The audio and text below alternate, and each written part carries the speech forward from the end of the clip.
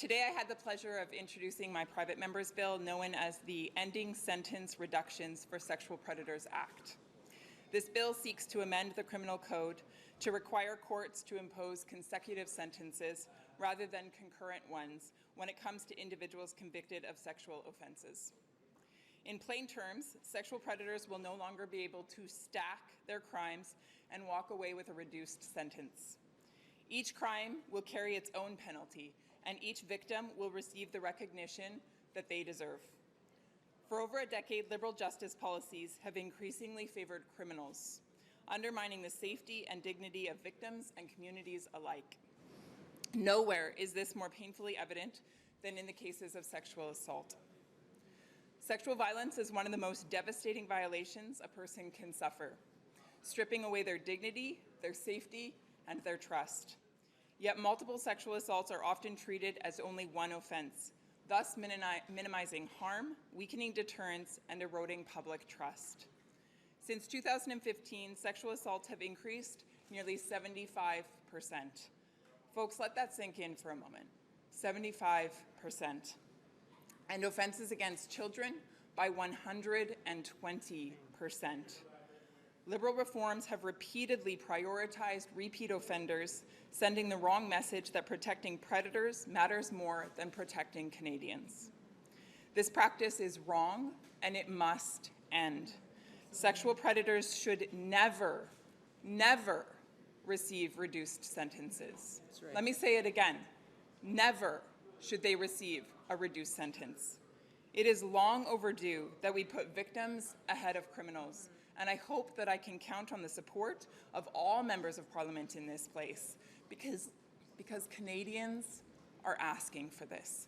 They are asking for victims to be put first. I'm happy to answer any questions. With the other parties, and do you have any indication of whether you'll get support across the aisle for this bill? I have had conversations with members of all parties. Thus far, I do not have firm commitment from them.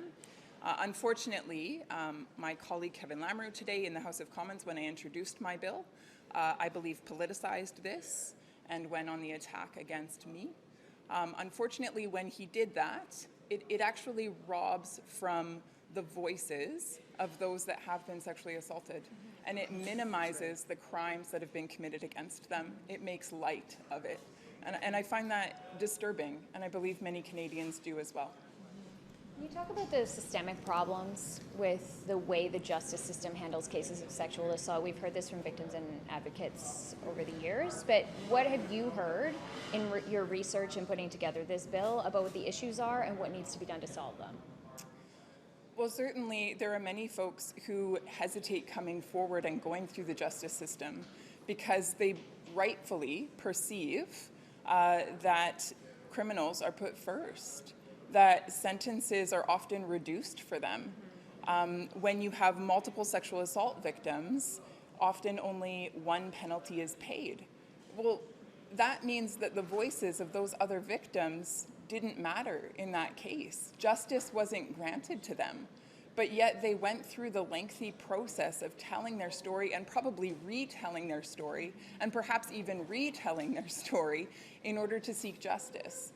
To victimize and re-victimize victims in that type of system, and then not even to dish out the right sentence that that perpetrator deserves, is absolutely ludicrous. That's right.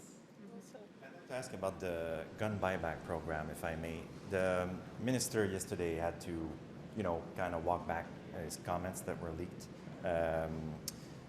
What do you make of the fact that he'll be announcing this afternoon a program which he believes that only exists for political reasons?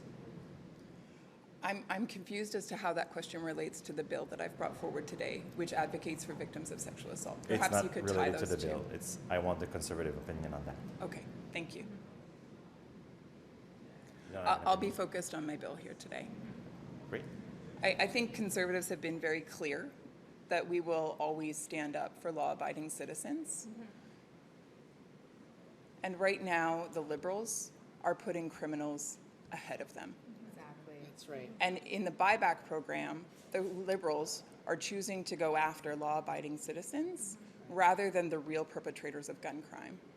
And if the Liberals want to take the safety of this country seriously, then they need to rethink the way that they're acting, and they need to make sure that they're going after the real perpetrators of crime. That's right, yeah.